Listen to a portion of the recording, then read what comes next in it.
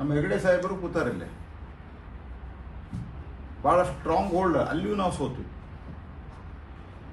ಶಿರ್ಸಿ ವಿಧಾನಸಭಾದಾಗ. 136 ಕಡೆ ಗೆದ್ರವರು. ಆವಾಗ EVM ಸರಿ ಇತ್ತು, ಇಲೆಕ್ಷನ್ ಕಮಿಷನ್ ಸರಿ ಇತ್ತು, ಇಲೆಕ್ಟ್ರಲ್ ರೂಲ್ ಸರಿ ಇತ್ತು. 2024 ಲೋಕಸಭಾ ನಾವು ಜಾಸ್ತಿ ಗೆದ್ವಿ.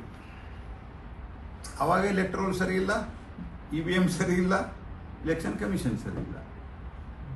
ವಯಸ್ಸ ವರ್ಷ ನೋಡ್ರಿ ನೀವು, ಮಹಾರಾಷ್ಟ್ರದಾಗ ಲೋಕಸಭಾ ನಾವು ಸೋತ್ವಿ, ವಿಧಾನಸಭಾ ನಾವು ಗೆದ್ವಿ. ಲೋಕಸಭಾ ನಾವು ಸೋತಾಗ ಇಲೆಕ್ಟ್ರಲ್ ರೋಲ್ ಸರಿ ಇತ್ತು, EVM ಸರಿ ಇತ್ತು, ಇಲೆಕ್ಷನ್ ಕಮಿಷನ್ ಸರಿ ಇತ್ತು.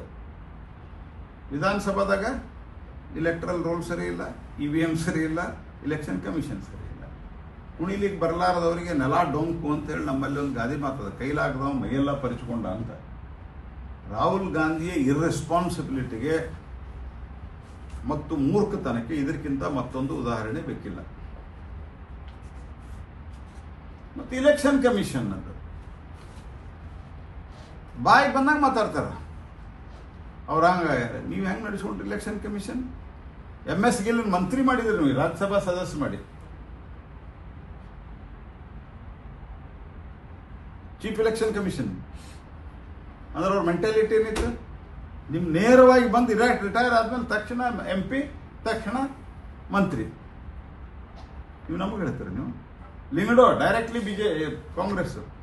TN ಶೇಷನ್ ಅದ್ವಾನಿ ಇವರು ಸ್ಪರ್ಧೆ ಮಾಡಿದ್ರು ಕಾಂಗ್ರೆಸ್ ಪಾರ್ಟಿಯಿಂದ ಗಾಂಧಿನಗರದ.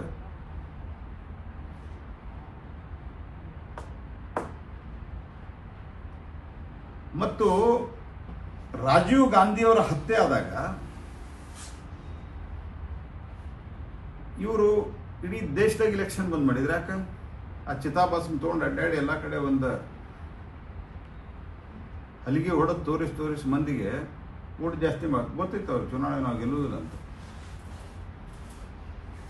ಈ ಇಲೆಕ್ಷನ್ ಕಮಿಷನ್ ಈ ರೀತಿ ನಡೆಸ್ಕೊಂಡವ್ರು ನೀವು ನಮಗೆ ಬುದ್ಧಿ ಹೇಳ್ತೀರ? ನೀವು ಯಾವುದೇ ರೀತಿಯಾದಂಥ ಒಂದು sensible hit and run case ಇದೆ ರಾಹುಲ್ ಗಾಂಧಿ. ಏನು ಹಂಗ ಹೇಳೋದು ಹೋಗೋದು, ಒಂದ್ಸರಿ 70 ಲಕ್ಷ ಅಂತಾರೆ, ಒಂದ್ಸರ್ತಿ 1 ಕೋಟಿ ಅಂತಾರೆ, ಏನೇನೋ ಮಾತಾಡ್ತಾರೆ. ಒಟ್ಟ ಸ್ವಲ್ಪ ಹೊತ್ತು ಬಿಟ್ಟು ನೀವು ಮೊದಲು ಮಾಡಿದ್ದು ರಿಪೀಟ್ ಮಾಡಿದ್ರೆ ಆಗಲ್ಬೇಕಾರದು. ನಾನು ಇಂಗ್ಲೀಷ್ದಾಗೂ ಇದೇ ರಿಪೀಟ್ ಮಾಡಿ, ಕನ್ನಡದಾಗೂ ಇದೇ ರಿಪೀಟ್ ಮಾಡಿ. ಅವ್ರು ರಿಪೀಟ್ ಮಾಡಿ ಅಂತ ಹೇಳಿದ್ರೆ ಮತ್ತೊಂದು ಹೊಸ ಫಿಗರ್ ಹೇಳ್ತಾರ. ಯಾರೋ ಬರೆದು ಕೊಟ್ಟಿರ್ತಾರ, ಓದ್ತಾರ. Out of 7 constituencies, out of 6 constituencies, 5 BJP was leading. Dr. Bhamre, who is my good friend, he was leading. In Manegaon Central, where the 43% vote add हुआ, ऐसे उन्होंने मुझे बताया, वो है भी है, फैक्ट भी है. And there he got 4,542 votes, just 4,542 votes. Whereas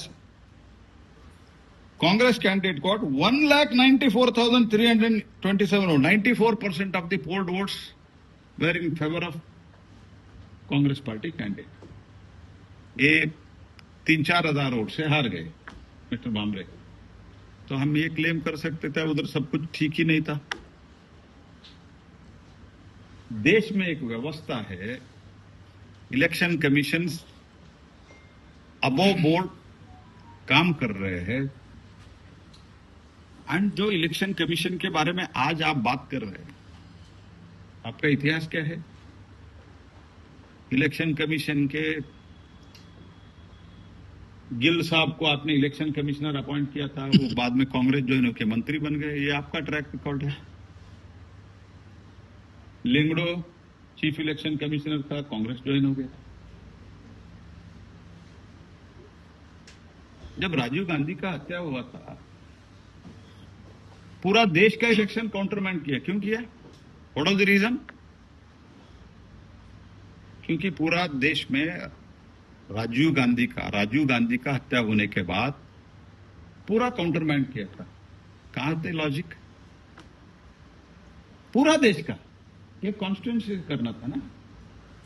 तो ये लोग इलेक्शन कमीशन के बारे में हम लोगों को पाठ पढ़ाते हैं without any basis, without any logic. ये झूठ का दुकान चलाने का कोशिश कर रहे हैं। It is an insult to the mandate given by the people. देश के जनता जो एक मैंडेट दिया है उसके लिए राहुल गांधी इंसल्ट कर रहे हैं। सेंसिटाइज करना और भाग जाना। And even on 12th June, Election Commission has given him a letter to come to Election Commission and explain कहाँ कुछ है तो आपका। अभी तक नहीं गए क्योंकि there is no seriousness. Chief Electoral Officer of Maharashtra, Karnataka, Haryana asked Rahul Gandhi to submit signed affidavit to initiate the formal proceeding in this regard. अभी तक नहीं दिया है। ಎಲ್ಲ ಕ್ಯಾಂಡಿಡೇಟ್ಗಳಿಗೆ CCTV ಫುಟೇಜ್ ಇದ್ದು ಎಕ್ಸೆಸ್ ಕೊಟ್ಟಿರ್ತಾರೆ. No Congress candidate has failed access. Okay, CCTV storage 45 ದಿವಸ ಕೇಳ್ತಾರೆ. ಈಗ ನೀವೆಲ್ಲರೂ ಆಫೀಸ್ನಾಗ ಮನೆಯೊಳಗೆ ನಿಮ್ಮ ಆಫೀಸ್ನಾಗ ಹಾಕಿದ್ರೆ 45 ದಿವಸ ಇರ್ತದೆ. ಅದು ನಾರ್ಮಲಿ ಎಕ್ಸ್ಟ್ರಾರ್ಡಿನರಿ ಇರ್ಬೇಕಾದ್ರೆ ಮೊದಲೇ ಹೇಳ್ಬೇಕು ನೀವು. ಆಮೇಲೆ 45 ದಿವಸ ಆದ್ಮೇಲೆ ಕೊಟ್ರಿ ಅಂತಂದ್ರೆ ಏನೇನು ಮಾತಾಡಿದ್ದಾರೆ ಅಂದ್ರೆ ಒಂಥರ ನಾನ್ಸೆನ್ಸ್ ಆಗಿದೆ ಅವ್ರಿಗೆ. ಮತ್ತೆ ಇನ್ನೊಂದು ಇಲೆಕ್ಟ್ರಲ್ ರೋಲ್ ತೆಗೆದಾರ ಅಂತ ಹೇಳ್ಯಾರ. ಏನು ತೆಗೆದಾರ? ಇಲ್ಲ ಅದ ಇಲ್ಲೇ ಅವ್ರು ಫ್ಯಾಕ್ಟ್ ಚೆಕ್ ಮಾಡಿ ಹೇಳ್ಯಾರ. ಹಾಗಾಗಿ ರಾಹುಲ್ ಗಾಂಧಿ ಒಬ್ಬ ಬೇಜವಾಬ್ದಾರಿತ ಮತ್ತು ಅತ್ಯಂತ ಹತಾಶಾದಂಥ ಆ ಹತಾಶೆ ಮತ್ತು ನಿರಾಶೆ ಕಾರಣದಿಂದ ಮನಬಂದಂತೆ ಮಾತನಾಡ್ತಾ. Thank you.